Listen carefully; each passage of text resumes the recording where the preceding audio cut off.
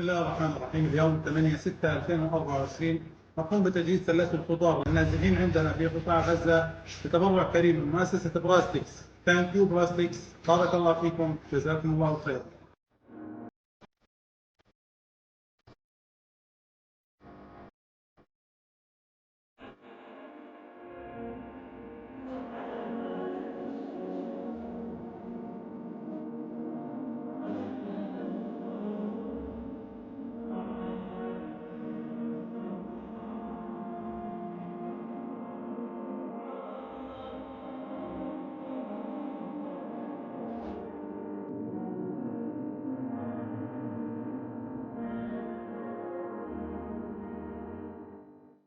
ثانك يو براستكس، جزاكم الله كل خير وبارك الله فيكم. نشكر مؤسسة براستكس على هذا المجهود وعلى هذا الدعم المتواصل لغاثة النازحين.